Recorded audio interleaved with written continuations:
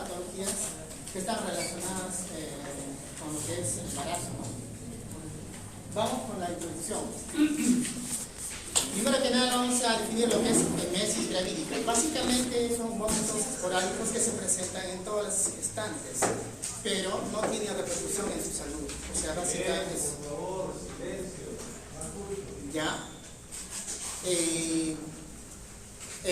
La paciente está en su estado normal, o sea, puede tener, esa situación se le presenta casi a la mayoría de las embarazadas. Pero en lo que es hiperemesis gravídica ya no es una simple vómito, sino es mucho más intenso, que luego de todo eso lo que va a causar es el estado general, ¿no?, de la paciente. Entonces, es un vómito severo durante el embarazo que va a causar pérdida de peso mayor del 5% de su peso pregestacional. Además va a estar asociado a lo que es a cetonurias, alteraciones electrolíticas, y tiene una incidencia de 0,3 a 3% de los embarazos. En cuanto a lo que es cronología de síntomas, como mencioné, afecta al 90% de las madres. Pero el inicio puede darse a partir de cuarta a sexta semana y el pico máximo es de octava a 12 semanas. Pero puede ir mejorando entre 16 y 18 semanas. Pero existe otro porcentaje de 15 a 20% que puede durar hasta el tercer trimestre. Y existe un 5% que sí puede estar presente hasta el momento del parto. En cuanto a lo que es la etiología, es multifactorial. Factor hormonal está relacionado básicamente con lo que es HCG y estradiol. A raíz de que estos compuestos aumentan de concentración. Pero ¿qué tendría que ver lo que es con la intensidad de vómitos? ¿Qué tendría que ver? Lo que sucede es que el HCG, aparte de que funciona como un marcador de gestación, lo que también hace es estimular el centro de vómito. Entonces, a raíz de eso, lo que hace es causar, ¿no?, lo que es la hiperemesis. En cuanto a lo que es mayor riesgo de fetos femeninos, básicamente está relacionado en lo que es en la placenta femenina, que también produce estrógenos. Entonces, a raíz de eso, va de igual forma que el HCG va a aumentar, ¿no?, lo que es el estímulo al centro de vómito. Progesterona, de igual forma, lo que va a hacer es enlentecer la motilidad gástrica. Y a raíz de eso va a causar lo que son las náuseas. En factor lo que es neurológico, vamos a estar relacionados básicamente con la serotonina. No es una teoría que es 100% no se ha demostrado, pero cuando se ha dado antagonistas de receptores de serotonina, entonces lo que ha hecho es disminuir lo que son las náuseas. Entonces, por esa razón se muestra que la serotonina tiene que ver también lo que es con la hiperemesis. En lo que es factor metabólico, básicamente está relacionado a todo lo que son los complejos B, ¿no?, por la deficiencia más que todo. En factor inmunológico, como la gestante tiene un feto que básicamente no es parte de la madre, ¿no?, sino es un ser que tiene distinto su ADN, por lo tanto, el factor inmunológico vendría a ser como una respuesta de la madre, pero sin embargo esto no se da a eliminar, por lo que la madre tiene una tolerancia inmunológica, ¿no? Por eso esto es una cascada de bioquímicos que lo que hace es que esta situación no se dé, sino que continúa con el embarazo. Por esa razón sería lo que es el factor inmunológico. Aparte de eso hay otros factores que son las alteraciones gástricas en pH. También puede haber lo que es la infección por el Helicobacter pylori, que el cuerpo mismo lo produce lo que son los anticuerpos, y finalmente esto de acá va a aumentar lo que es el hiperemesis gravídica. Y esto se demuestra cuando hay el manejo de esta bacteria. Cuando ha habido manejo de esto, entonces la erradicación básicamente ha mejorado. Por esa razón, existen otros factores de riesgo que están relacionados con feministas, adolescentes, solteras o sobrepeso. En cuanto a lo que es ambiente, con antecedentes de infección de Helicobacter pylori. Cinetosis básicamente es aquellas personas que tienen la tendencia a, cuando viajan, ¿no?, y tienden a que se desmayan, o que les dan mareos, o cuando van a la playa se van, ¿no?, básicamente está relacionado. Y si esas personas tienen esa tendencia, entonces va a tener con mayor razón lo que es, ¿no? Cuando están gestantes. Migrañas, multiparidad, con un efecto femenino, como ya lo mencionamos. En cuanto a lo que es hereditario también, ¿no? En las mujeres que tienen un aumento de masa placentaria, lo que generalmente vendría a ser lo que es la mola y multigestos, básicamente, ¿no? Y si tiene antecedentes de hiperemesis gravídica, también, igual forma, o hermanas o parientes que tienen de igual forma, con la misma sintomatología, podría ser también. En cuanto a lo que es fisiopatología,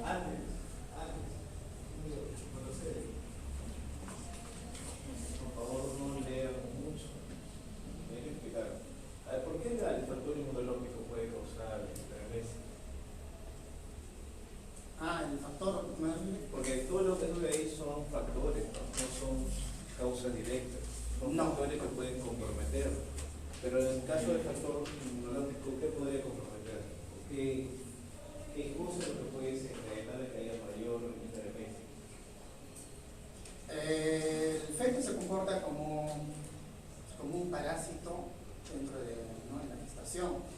Entonces, a raíz de eso, en defensa propia misma del factor inmunológico de la madre, podría causar, porque esto tampoco está demostrado en todos los factores de las etiologías, ninguna es demostrada al 100%, sino son probabilidades que se han dado. Entonces, por eso se explica eso. Bueno, si de términos amplios, reacción materna, puede, como dicen, ¿no? Reacción materna, pero hay veces donde ese sitio tropoblasto, donde se implanta, puede haber una reacción más exagerada de lo que debería ser. No tan exagerada para que cause alguna enfermedad inmunológica, pero sí para que pueda haber mayor secreción de PHCG. Está relacionado. El factor neurológico, ¿por qué? La serotonina. La serotonina, lo que yo leí es que se ha demostrado usando lo que son los antagonistas de receptores de serotonina, ¿no? Entonces, básicamente, por eso simplemente se demuestra que está relacionado, pero no directamente, ¿no? Claro, se encuentra cierta relación de la serotonina que se eleva junto con la beta-HCG. Hay un factor ahí que no he visto, que es el factor psicológico, factor psiquiátrico. ¿Tiene algo que ver eso con hiperemesis? Sí. ¿Por qué? Bueno, no causa ansiedad, pero en este caso se relaciona generalmente a menores de edad, ¿no? Pacientes que han tenido alguna violación, pacientes con embarazos no deseados. Generalmente ese tipo de paciente está relacionado a que tenga mayor causa o mayor náusea, pues se puede convertir en hiperemesis gravídica. El protocolo, de hiperemesis gravídica también es indicado que sea evaluada no solamente como un tema gastroenterológico, sino también como un tema psiquiátrico.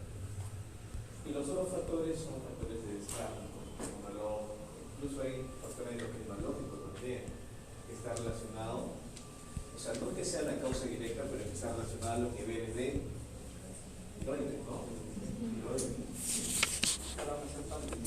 Factor, no es que sea la causa. Se ve también una relación, pero no algo que sea directamente constitucional en el tema tiroideo. Muy bien, continúa. Ya. En cuanto a lo que es parte de fisiopatología, como mencionamos, hiperemesis generalmente lo que va a causar es pérdida de líquidos, ¿no? No solamente pérdida de líquidos, sino también lo que es contenido gástrico, carbohidratos, otras sustancias, electrolitos, todo eso está relacionado con esto. Entonces, por lo tanto, también hay depresión de lo que es volumen plasmático. Y como hay baja volumen, lo que va a causar es, si se hace una dosaje sanguíneo, va a haber aumento de hemoglobina. También puede haber lo que son trastornos metabólicos, aumento de urea, de nitrógeno y alteraciones electrolíticas como hiponatremia, hipocalemia, hipocloremia. Y todo esto se relaciona a alcalosis metabólica por la pérdida, ¿no? de electrolitos y básicamente lo que son los hidrogeniones que se están ocultando. Esto de acá, lo que es en cuanto a la ecografía, como mencionamos, que lo que son el embarazo de mola, lo que es embarazo múltiple está relacionado. Entonces, ¿cómo el descarte se puede hacer lo que es ecografía para demostrar que realmente puede ser una de las causas? En cuanto a lo que es perfil tiroideo, igual forma, ¿no? Lo que está relacionado más que todo con lo que es TSH. El TSH tiene relación con lo que son los mismos receptores y por lo tanto puede haber lo que es hipotiroidismo, pero este hipotiroidismo no es o sea, como una patología, sino es un hipertiroidismo transitorio, que es benigno. Este de acá se puede resolver una vez que ya haya terminado la gestación. Eso sería en cuanto a lo que es fisiopatología. Esta parte. Bien, gracias. Ahora vamos a hablar un poco sobre la clínica, haciendo uso de la guía de la maternidad, donde evidentemente, como está mencionando nuestro compañero previamente, los principales signos que vamos a encontrar que caracterizan a la patología van a ser las náuseas y vómitos que se encuentran en la paciente, ¿no? Intensos y el predominio matinal por el tema del vaciado gástrico.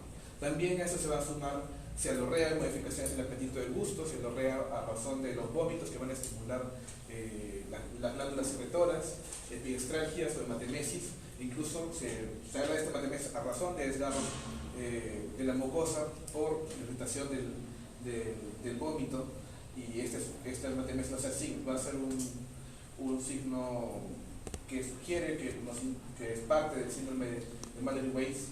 Luego, el aliento fétido o cuando da frutas, a razón de que si la paciente ha estado con náuseas y vómitos, no ha podido ingerir sus alimentos adecuadamente, hay un desequilibrio en el aporte energético, proteico que debió haber recibido. En ese caso se genera una cetosis, explicando un poco el aliento de las frutas, pérdida de peso por falta de aporte nutricional, signos de deshidratación propios de la pérdida de líquidos a razón de los vómitos, y en algunas situaciones, como mencionan aquí, graves, se encuentran los síntomas neurológicos, ya mencionados previamente, encefalopatías por deficiencias vitamínicas, ictericia, hipertermia, insuficiencia hepatorenal a razón de la falta de líquido, de contenido de bulimia, confusión, letargo y coma, y también como complicaciones de la propia deshidratación.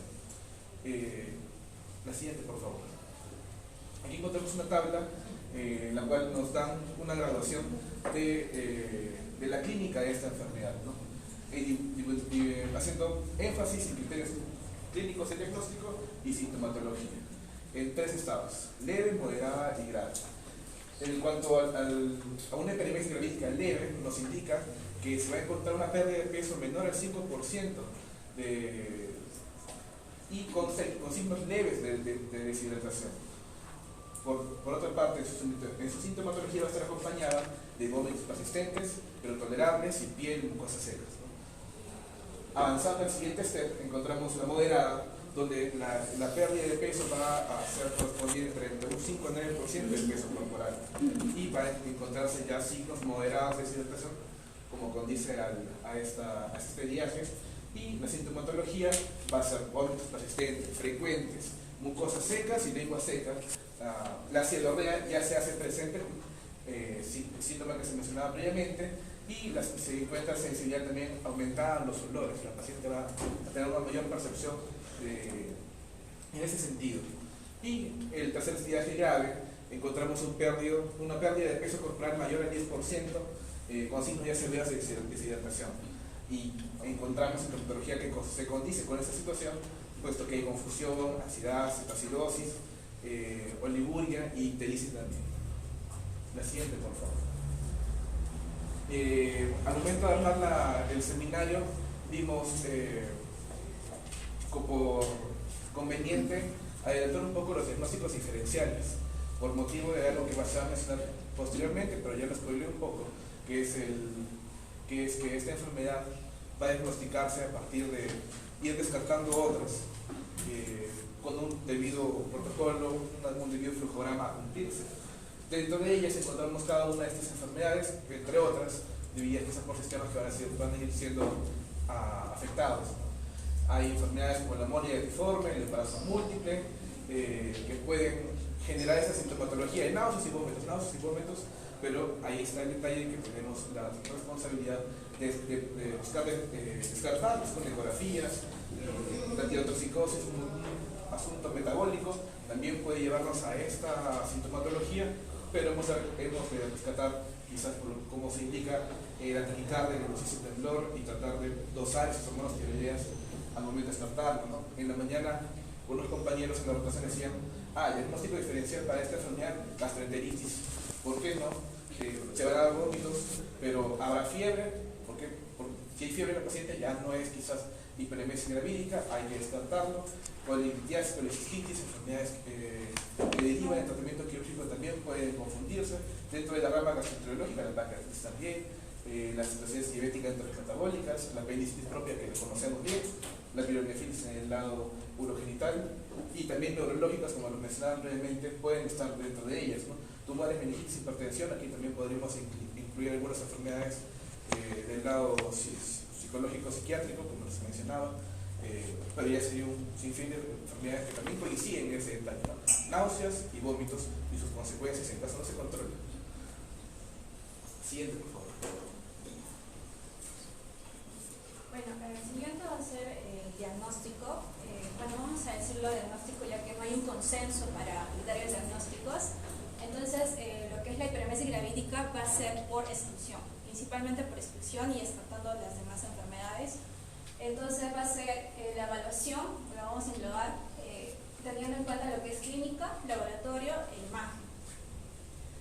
Para descartar lo que son las posibles causas, lo que son náuseas, vómitos persistentes en el embarazo, teniendo como principal síntomas según lo que es la guía clínica de obstetricia y perinatología, lo que son vómitos severos con pérdida de peso mayor al 5% y teniendo en cuenta si es leve, moderado o grave, lo que es la cetonuria, que va a ser como que la gravedad de la enfermedad en caso de aparezca cetonuria, y los principales disturbios hidroelectrolíticos que vamos a mencionar a continuación. Los efectos del vómito prolongado y la ingesta nutricional reducida se va a dar lo que son signos de deshidratación. Para ello se va a solicitar exámenes auxiliares, ya que el diagnóstico es por exclusión. Entonces, primero pedimos lo que es el hemograma completo y grupo RH para descartar anemias hemolíticas. Pedimos perfil de coagulación y vamos a encontrar probablemente tiempo de protombina e INR prolongado. De igual manera, lo que son las pruebas hepáticas, lo que es el TGO y el TGP van a estar elevados. El TGO generalmente está elevado en un 50%. Y la amilasa y la lipasa va a estar elevado 3 veces su valor, pero ambos se van a solucionar cuando haya cesado los vómitos, cuando se haya tratado. En los electrolíticos, 3 características principales. Recordemos que tienen disturbios electrolíticos, va a ser la hipopotasemia, la hiponatremia y la hipocloremia, provocado por los vómitos. Hay pérdida de hidrogeniones, hay aumento de bicarbonato. Esto hay que tener en cuenta, y lo que dice el equilibrio, ¿no? Ácido base, lo que provoca principalmente la alcalosis metabólica. También se solicita un análisis de orina para descartar en caso hay infección urinaria, o sea, concomitante de infección urinaria, el urocutivo, y en caso de análisis de orina, lo que es la cetonuria, ¿no? También se solicita la beta-HG para descartar enfermedades trofoblásticas como es la mole ratiforme. Y como examen auxiliar también va a ser la ecografía abdominal, en caso para lo que es evaluar lo que es el feto, la vitalidad del feto. Asimismo, se va a justificar esta ecografía por un aumento de las enzimas hepáticas para evaluar cálculos biliares u otras anomalías vasculares. Otros exámenes también a solicitar pueden ser lo que es el fondo de ojo para descartar la hipertensión endocraniana y lo que es hormonas tiroideas como el TSH va a estar bajo y elevado a la T3 y la T4. Bueno, para el manejo de hiperemesis gravídica, hospitalizamos a la paciente cuando presenta pérdida de peso más del 5% del peso gestacional, tiene deshidratación clínica, alteraciones hidroelectrolíticas, deterioro nutricional o metabólico progresivo.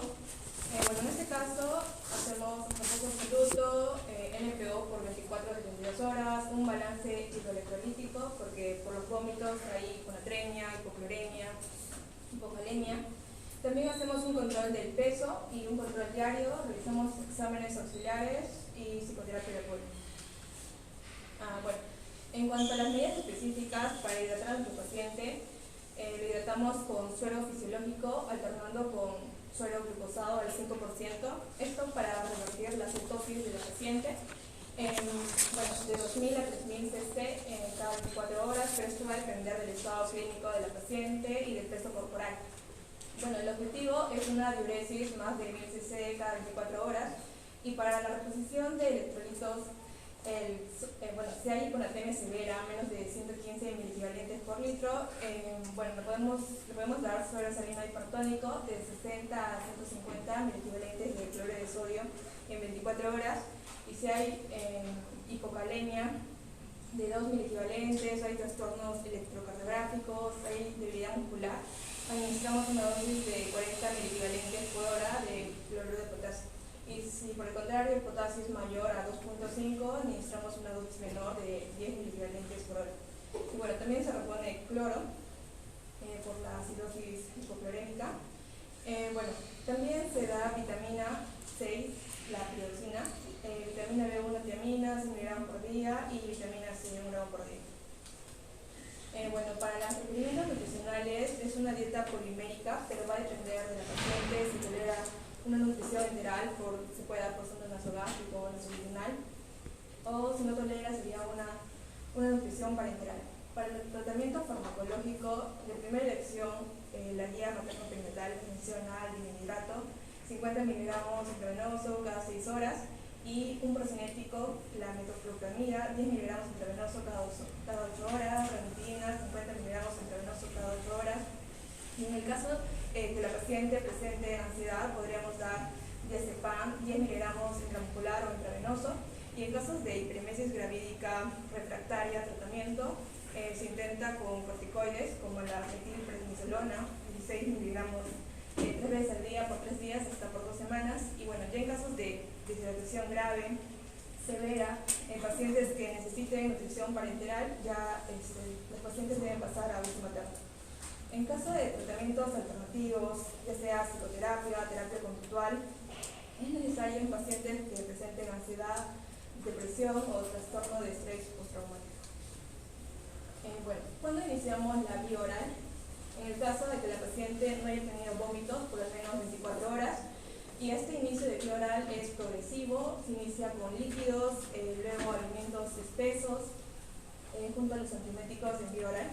El manejo ambulatorio es una dieta rica en hidratos de carbono, con comidas fraccionadas, se evita alimentos que tengan olores muy fuertes, se evita condimentos, se evita alcohol, drogas, y bueno, se da apoyo psicológico. Y para el tratamiento médico, el dinidrato, 50 miligramos vía oral antes de los alimentos, y también pues se da vitamina B6 y vitamina B1, 100 miligramos por día.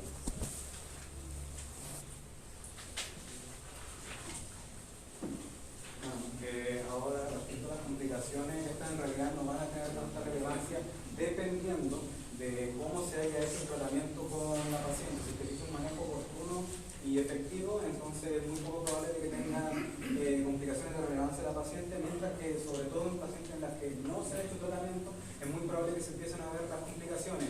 De estas hay dos de importancia, bueno, hay varias que son de importancia, pero dos principales que tenemos que fijarnos, que son más que nada un déficit de vitaminas, que van a ser principalmente la vitamina K y la vitamina B1, la tiamina. Ya el primer caso va a ser principalmente por hemorragia que va a estar sufriendo la paciente, y la vitamina B1, la tiamina, principalmente nos va a preocupar por la complicación más grave que puede tener estos casos, que es el síndrome de Wernicke-Korsakoff. Ahora, bueno, como ya había dicho, principalmente en ambos casos la vitamina va a ser por el hecho de que de los vómitos de la paciente le va a estar dificultando el estar la misma ingesta de vitamina, por lo mismo es que se recomienda que tiene relevancia el tratamiento en estos casos de los pacientes, porque también va perdiendo la reserva de vitaminas que tienen en el cuerpo. Como ya dije, en el caso del déficit de vitamina K, va a empezar a haber ya un mayor un INR más prolongado y una mayor probabilidad de sangrado en estos pacientes, en el que vamos a ver un caso con síndrome de Marvin-Weiss, melena, gingivitis hemorrágica, y como ya también había dicho, principalmente respecto a la vitamina B1, nos va a interesar el síndrome de Wernicke-Korsakoff, que vamos a verlo principalmente con la triada en el caso de Wernicke, que va a ser con la oftalmología, que es la de la visión doble, la ataxia y las alteraciones confusionales que vamos a ver en la paciente. Por eso es que también hay que, en estos casos, uno de los manejos en estos pacientes era el darle tiamina, porque si no glucosa a los pacientes, entonces vamos a acelerar el proceso de este problema y vamos a terminar pasando a lo que es al síndrome de Korsakoff, que es digamos, la continuación del síndrome de Wernicke. Ahora, respecto a lo que es el pronóstico de la paciente, el pronóstico materno en estos casos es bastante positivo, bastante favorecedor, siempre y cuando es que, digamos, se haga el manejo correspondiente, porque se habla de que a largo plazo es raro de que haya complicaciones. Ya principalmente lo que es la nutrición, si es que la paciente tolera nutrición enteral, eso es lo recomendable, y en caso contrario, ya simplemente el parenteral. Ahora, el caso del pronóstico fetal, ese no está en todo, pero el tema es de que en este momento los estudios tampoco asocian la hiperimesis gravídica con que sea totalmente relacionado, digamos, las complicaciones que tienen en estos casos con la hiperimesis gravídica. Porque de lo que se habla en estos casos es que es normal de que los niños puedan presentar síndrome de déficit atencional con hiperactividad, pueden presentar TEA, en algunos casos se han descrito de que pueden presentar un cáncer testicular hasta los 40 años, también son más ansiosos y pueden presentar trastornos del sueño todos estos niños, y también otra cosa que se describe es que presentan hasta un bajo peso al nacer. Por eso pero el problema es que hasta ahora los estudios no lo han relacionado totalmente.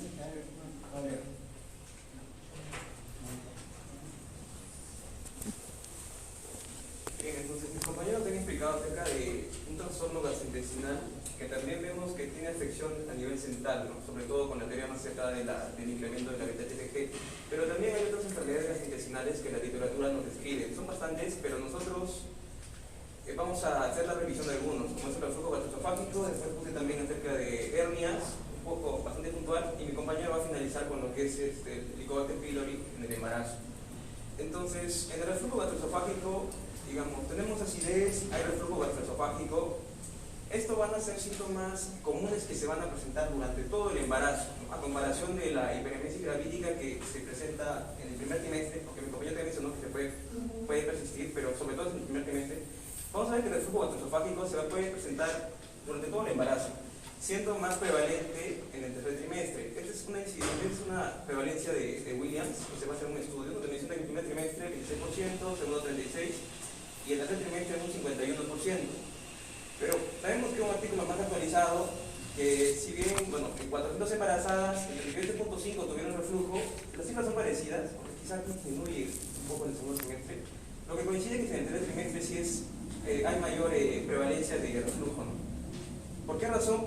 Principalmente por el aumento muy alto de la progesterona. Entonces, estos pacientes vienen con ardor retroesternal, que es producido por el reflujo de contenido ácido gástrico, ¿no? hacia el esófago por la disminución del tono del esfínter esofágico inferior. Justamente por lo que digo, por el aumento de la progesterona. El diagnóstico de reflujo es básicamente clínico. Ya esto es como introducción, porque en realidad la fisiopatología del reflujo es bastante compleja. Van a haber factores hormonales, factores mecánicos. Los principales son que, como mencioné, aumenta la progesterona, por lo tanto disminuye el esfínter esofágico, el tono del esfínter esofágico inferior. Y eso es lo que podría producir reflujo. Quizás el más importante viene a ser el incremento de la presión intraabdominal, porque el útero, cuando está grávido, comprime el estómago y también produce los síntomas. Y también, como mencioné otra vez, aumenta la progesterona, reduce la motilidad intestinal y hay un retraso del vaciado gástrico. También se describe, aunque en menor forma, lo que es la acción de la hormona gastrina, que la gastrina es una hormona placentaria que va a aumentar la acidez del contenido gástrico y va a exacerbar también más los síntomas. Entonces, más o menos como mencioné en la clínica, ¿no? Reflujo, la pirosis, síntoma cardinal, puede haber náuseas, vómitos, pero también puede haber cialorrea, igual que la hiperemesis, ¿no? Y hay que tener cuidado porque comúnmente se podría confundir lo que son los vómitos con la cialorrea, ¿no? Mayormente, a veces podría confundirse.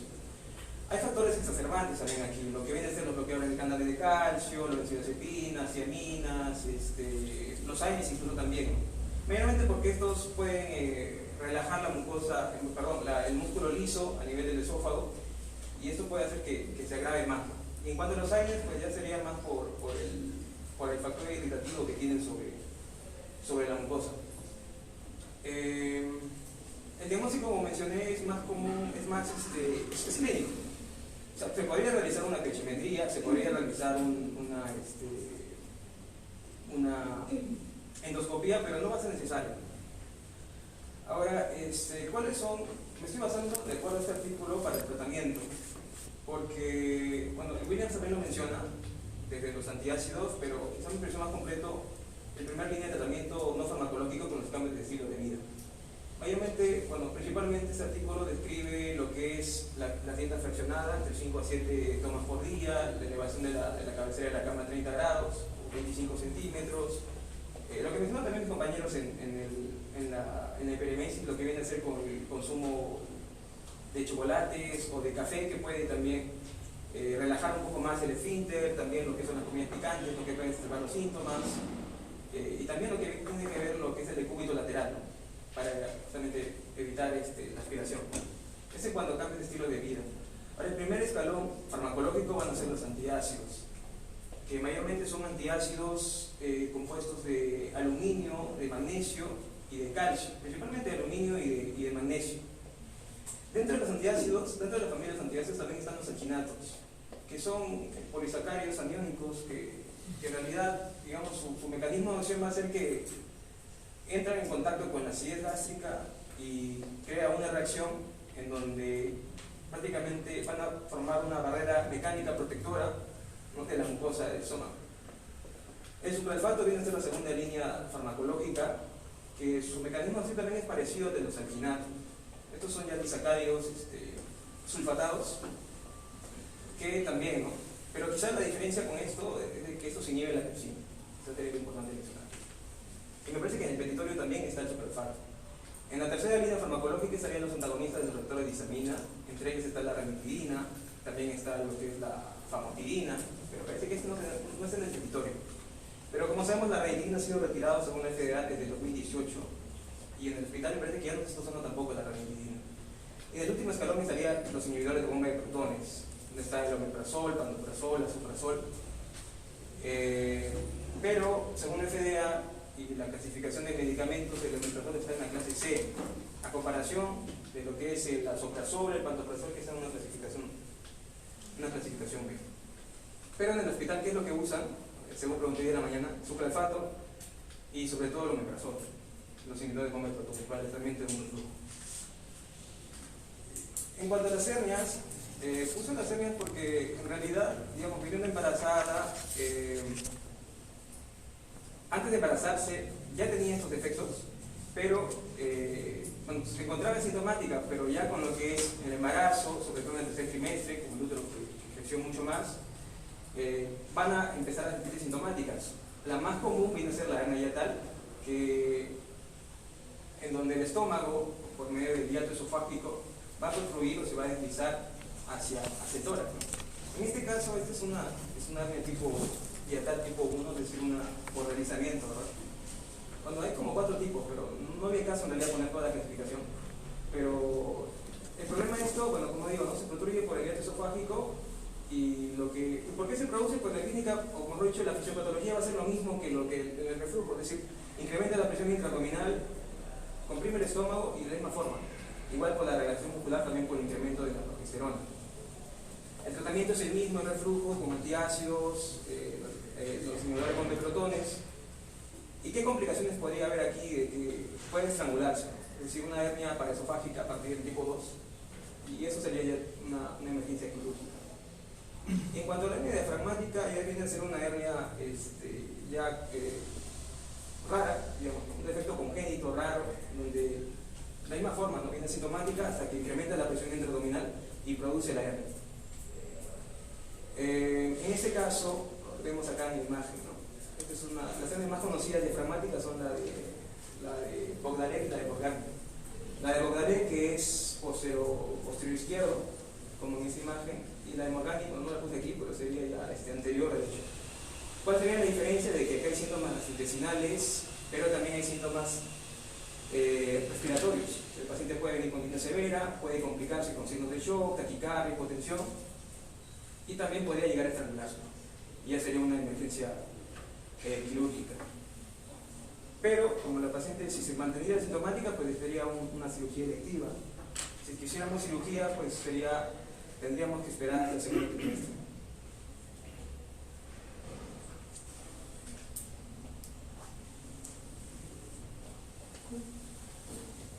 Bueno, ya para finalizar la exposición,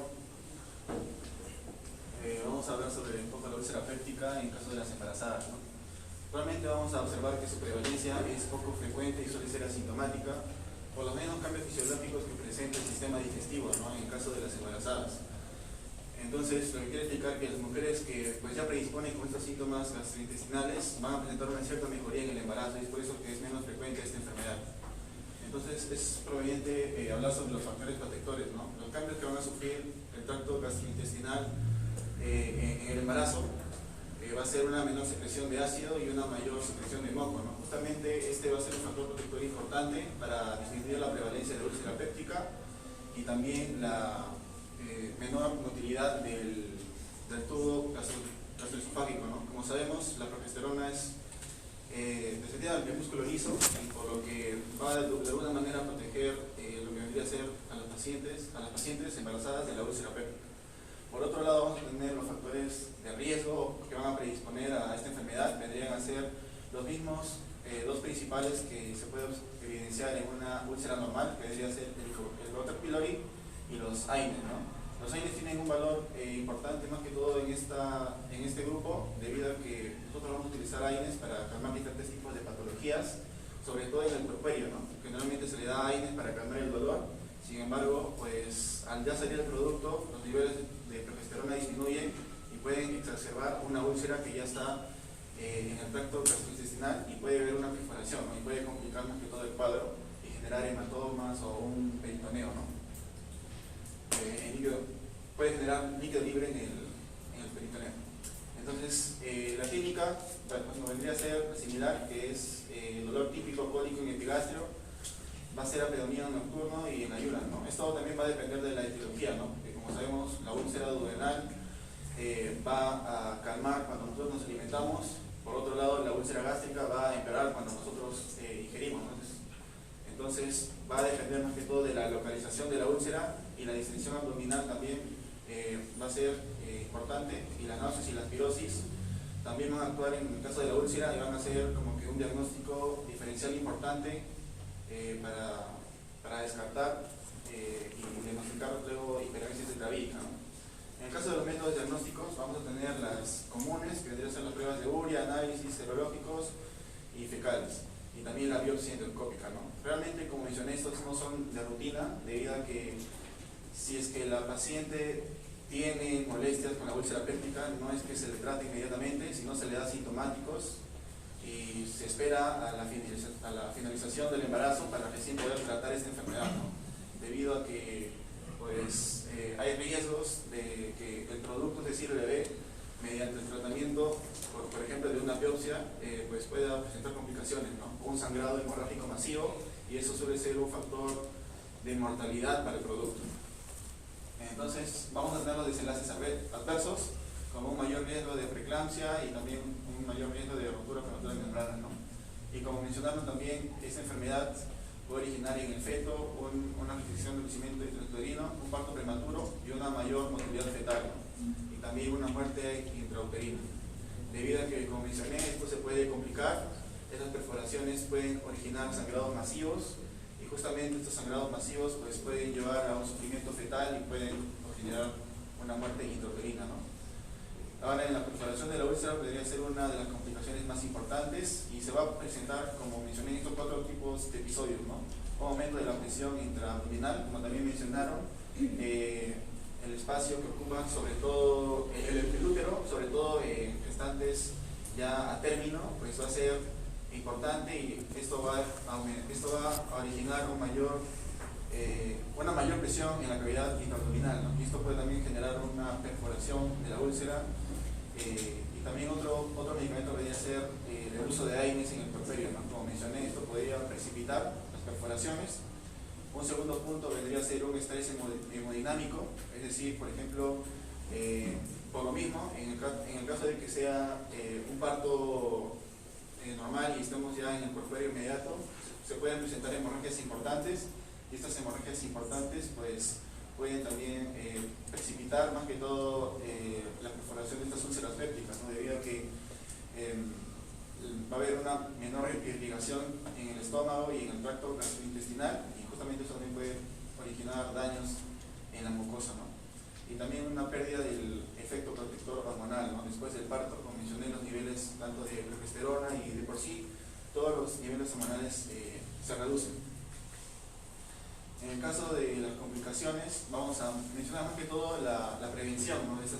Ya hablamos de las hemorragias, y pues generalmente si son hemorragias leves más que todo, pues se podría más que todo dar un tratamiento médico, ¿no? Con inhibidores de punta de electrones o como el omeprazol y los bloqueadores de receptores de H2 como la arimitina, ¿no? En caso ya de hemorragias moderadas o masivas y pues que ya sea una emergencia quirúrgica, ya es un tratamiento ya más quirúrgico, ¿no? Como una endoscopía o una laparoscopía, incluso ya que si es que es ya muy grave, y siempre se prevalece más la salud de la madre, ¿no? Y como mencioné, estos procedimientos suelen ser muy riesgosos para el producto, por lo que suele tener una pérdida o abortos o embarazos prematuros. En el caso del tratamiento, vamos a hablar en sí, como mencioné, esos vendrían a ser el tratamiento común de las úlceras, que debería ser el omeprazol, en el caso de sucralfato también, y los bloqueadores de receptores de H2 como la arimitina, ¿no? Para eliminar, si es que hay una infección por el Helicobacter pylori, vamos a tener también el medicamento común que se le da, ¿no? Que vendría a ser el omeprazol, la claritromicina y la amoxicilina, ¿no? Sin embargo, como también acabo de mencionar anteriormente, pues se le da más que todo sintomáticos, ¿no? Ya que al menos en el primer trimestre, es decir, en la etapa de embriogénesis, no se recomienda dar esos medicamentos debido a que pues, de alguna manera pueden alterar el bienestar del producto y pues puede salir con alguna alteración morfológica, ¿no? Por lo que generalmente se espera en el segundo o tercer trimestre. Y bueno, eso más que todo, ¿no? Vendría a ser el tratamiento. Y pues también he investigado sobre el riesgo que tienen estos medicamentos y pues no presenta muchos riesgos con respecto al producto, ¿no? Es por eso que, como mencioné, se retrasa el tratamiento. Y bueno, eso sería todo. Gracias.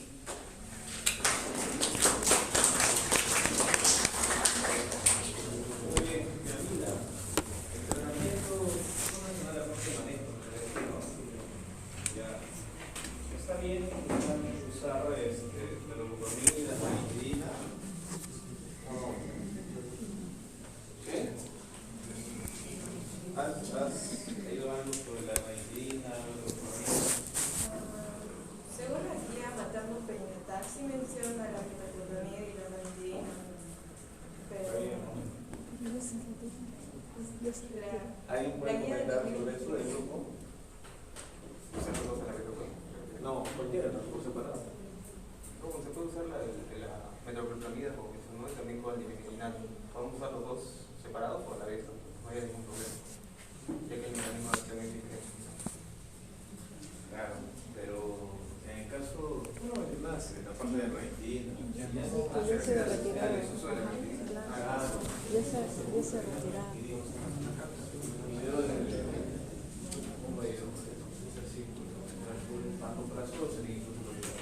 Inclusive en tu cuadrito estaba muy bien el pantoprazol, pero había que usar para pacientes gestantes. En cuanto a la meloglobina, no en nuestro medio, pero sí en otros países, sobre todo en África, en la Unión Europea, se han reportado algunos casos de infertilidad. Todavía a nivel internacional no ha habido mucho riesgo, por eso que se sigue usando. Ahora, ¿cuál es la primera línea de tratamiento usar? surge en casos generales de leche gravídica? Primero piridoxina y fetal. Empezamos con piridoxina y después después agregamos dimethilinato. También otra vía de tratamiento de ser la doxilamina y con La doxilamina, primero la doxilamina, se va escalando después el dimethilinato con amiga. El último ya un lacetrón podría ser, pero primero doxilamina. Un piridoxina que es se va escalando. Después, en cuanto a las complicaciones fetales, ¿qué complicaciones fetales puede haber? En general de una enfermedad gastrointestinal. Ya vamos a nacer, ya.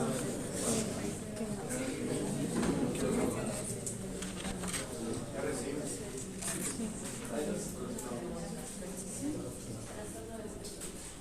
No. No está probado. ¿Qué puede haber? No he mencionado la parte de la enfermedad de colestasis hepática. Es una enfermedad gastrointestinal. Me parece que en el estilo tampoco está. Pero colestasis hepática. ¿Alguien ha escuchado esa enfermedad? Claro, hay este acúmulo de las sales biliares, ¿no? Ácido biliar. Claro, los gases biliares, los gases que se acumulan en los cristales de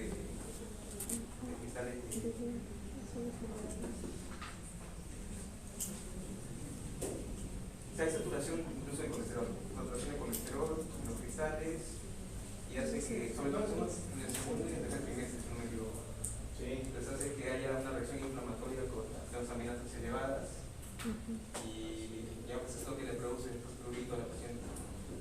Muy bien, ¿alguien más puede haber escuchado de esa enfermedad? ¿Alguien que quiera opinar? ¿Nadie? Lo que he dicho es cierto, es una alteración del conjugado de las ácidos biliares, que hay ácidos biliares primarios y secundarios.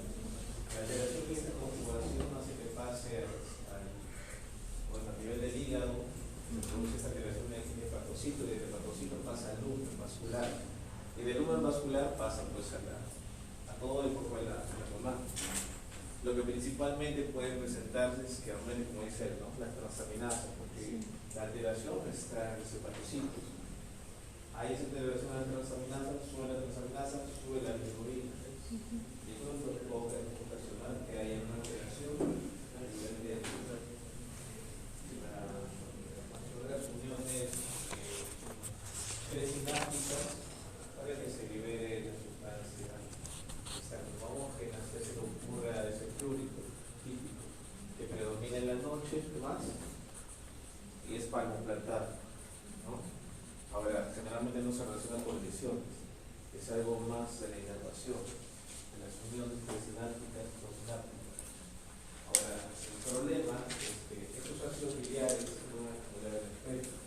Entonces, se acumula en el pecho, puede ser en el corazón o a nivel intestinal. El problema más que se acumule en el corazón, a nivel del miocardio. Y el problema, peor todavía, es que ocasiona un móvil, si te va a afectar el corazón. Bueno, esa parte por ejemplo. Es una patología también gastrointestinal. En cuanto a las úlceras que he mencionado, el problema de las úlceras más que todo es que persisten durante todo el embarazo, ya sea porque hay náuseas y vómitos persistentes desde el inicio, no se compensa con la alimentación, sigue la acidez y puede causar problemas, sobre todo si persiste hasta el final del embarazo, hasta el trimestre o en el momento del parto, como hemos mencionado por ahí. ¿Ya? Después, ¿qué alteración ácido base se produce? ¿Por qué? Porque se pierde el jugo, el vaciado, ácido, todos los electrolitos positivos, ¿no? Muy bien. Tema bastante manejable, ¿no? Muy bien. Siéntense. Vamos a tomar las preguntas. Saquen una hojita y hace para marcarlo, ¿ya?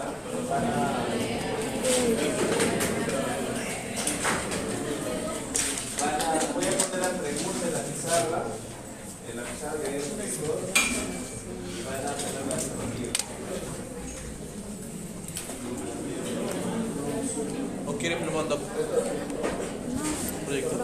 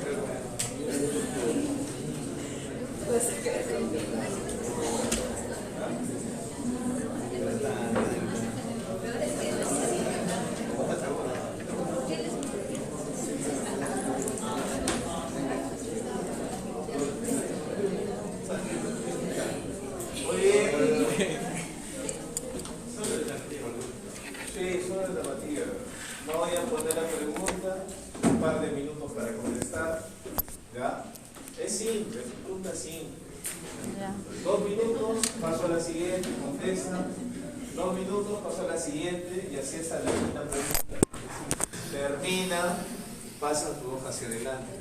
Terminamos ahí. ¿Listo? ¿Sí? Okay.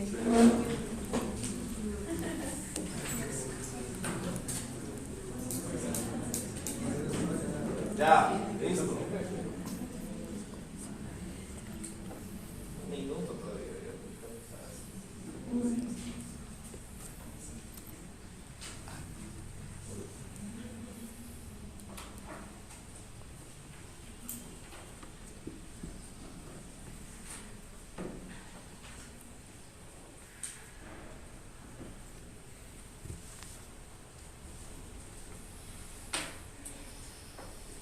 Listo. ¿Sí? Muy bien, fácil, ¿no? Ya, segunda pregunta.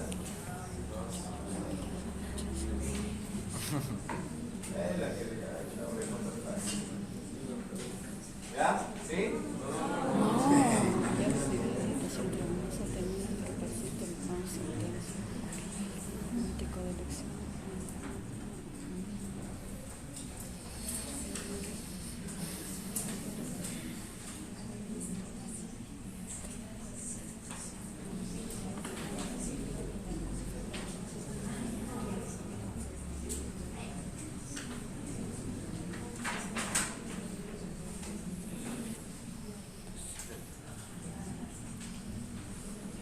Muy bien, listo, ¿no? Siguiente. Ya.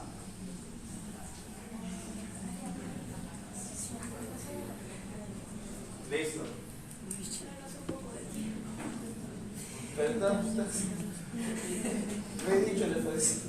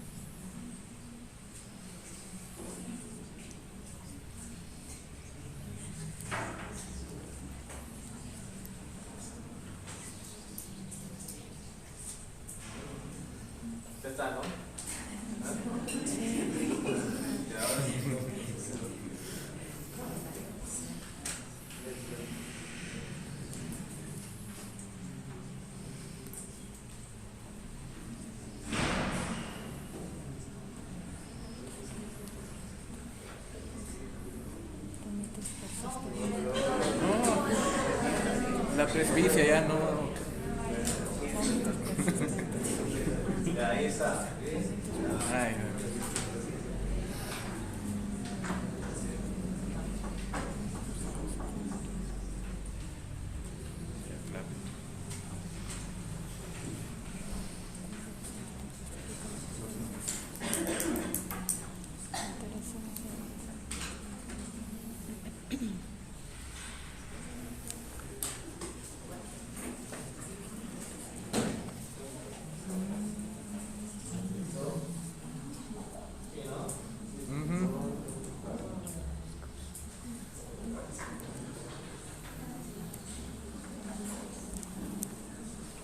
Bueno, y la última.